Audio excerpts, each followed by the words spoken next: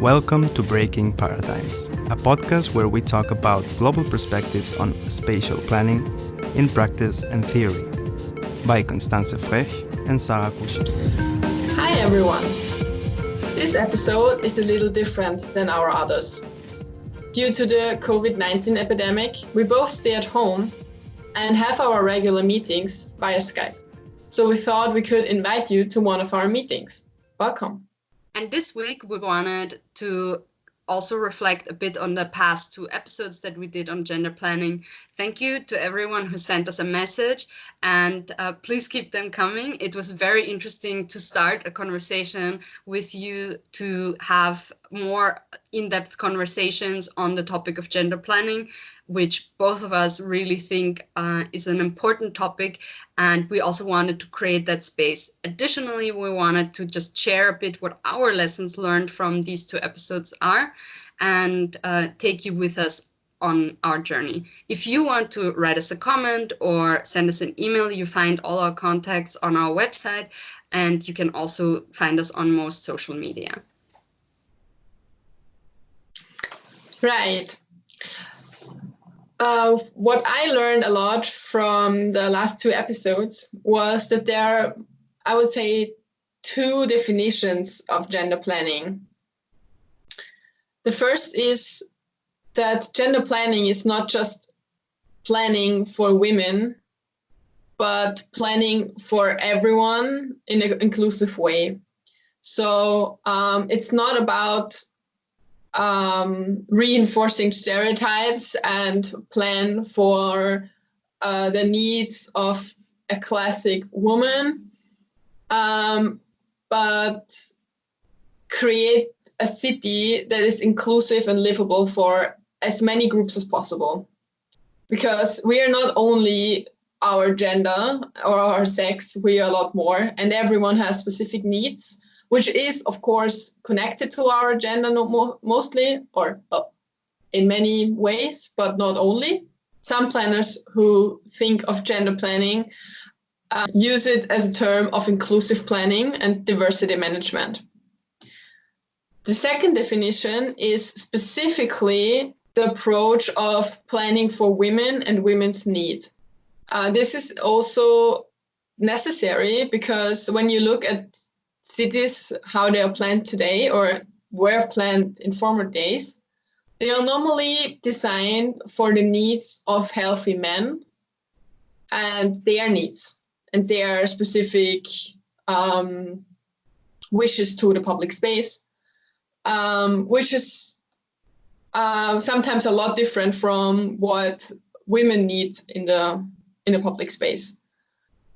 And so the second approach of gender planning is specifically to tackle those issues and not create a city against men, but create a city which is inclusive and designed also for the needs of women, so they can move freely and secure within the public space. So those were the two different definitions we learned. And I think both definitions are right and important in their way.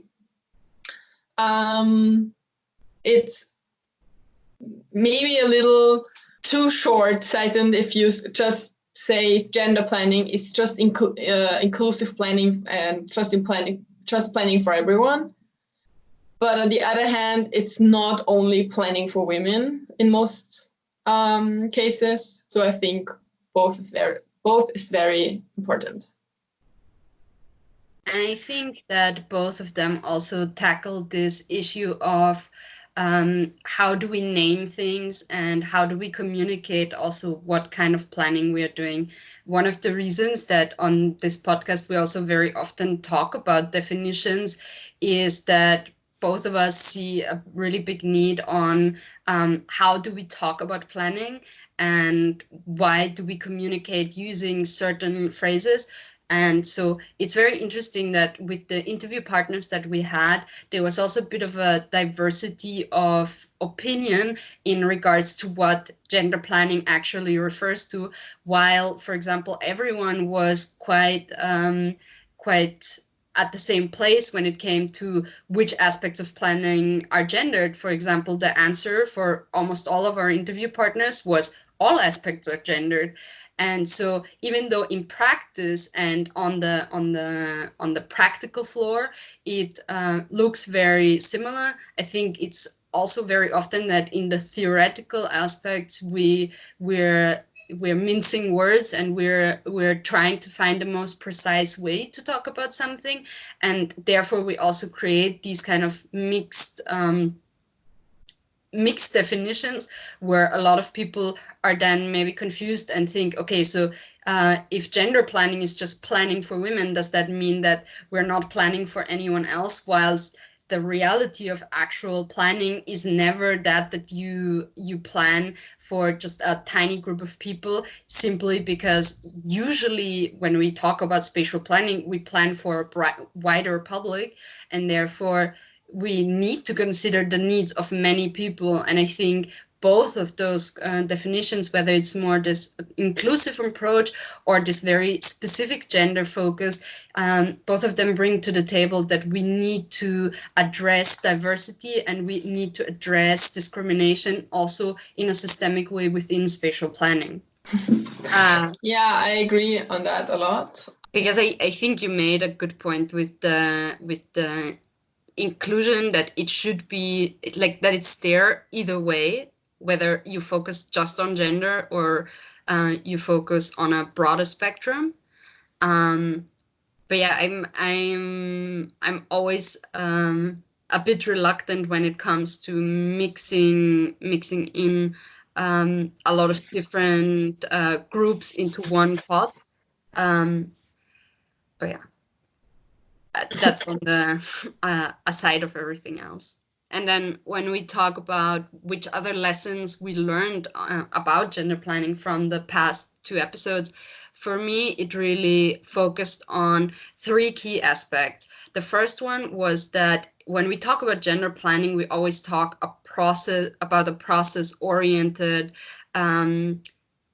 systemic approach, that it's never just building a very specific thing, but to really think gender into every aspect of the process from beginning to end, from preconception to evaluation, and that it should always have a role in the way we plan our cities, our spaces.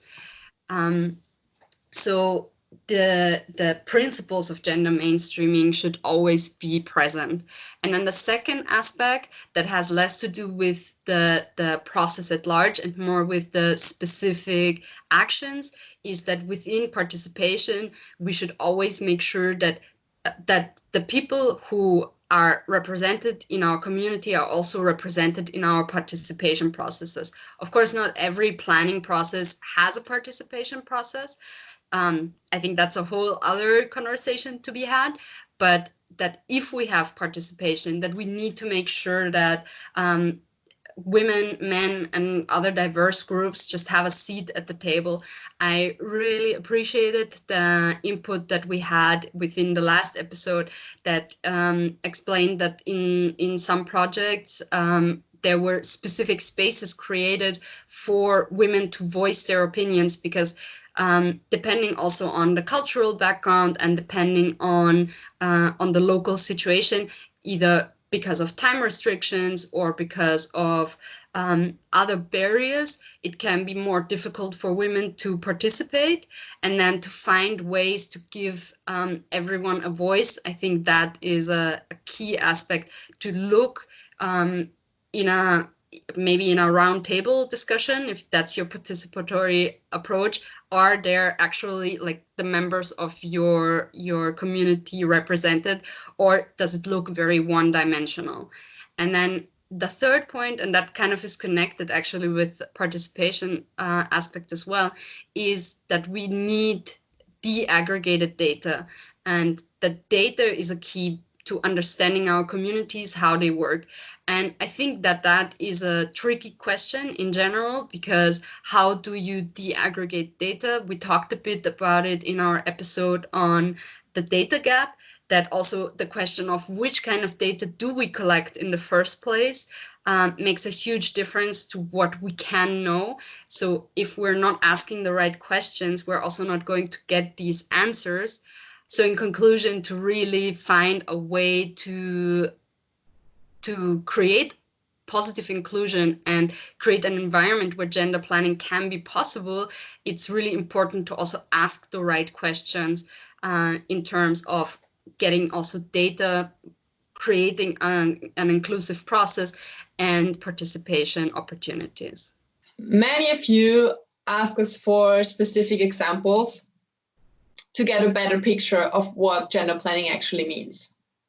It's true that one can learn a lot from good practices, but on the other hand, not every example works somewhere else, and copy pasting and one size fits all solutions are not possible in urban planning or in spatial planning in general. To give you one example, which is not gender planning, but a very technical, was a big company in Brazil, which is owned by Swiss, built a new factory in Brazil. And since it's a Swiss company, they asked Swiss architects. And as Swiss architects are used to, they planned all the shading against south, because this is what you need in Europe. And they started building that, and nobody would ever ask if these plans would be all right, because they were renowned Swiss architects. And when the building was finished, they realized that shading in the south is not very helpful in Brazil, where the sun comes from north. So this is just a little anecdote which shows that the best plans and the best projects could be the worst when you put it somewhere in the wrong place. And I think this is the same for good practice examples in gender planning. Women in India have different needs than women in Austria. And people with special needs in the US might have different needs than people in China. So you can learn from best practice examples, but you should always take in consideration where do you put the project and what is the context the project is built in or designed in. Yeah, that's why we are not giving any best practice examples. And I think that kind of concludes a bit for us this episode. Thank you very much for listening to us and for giving us your time. We hope you enjoyed the conversation we were having, and please let us know in the comments below what the lessons learned are for you from the last episode, from this episode, or from gender planning in general that stuck out to you. And we'll see you in our next episode, or rather hear you. Bye. Bye.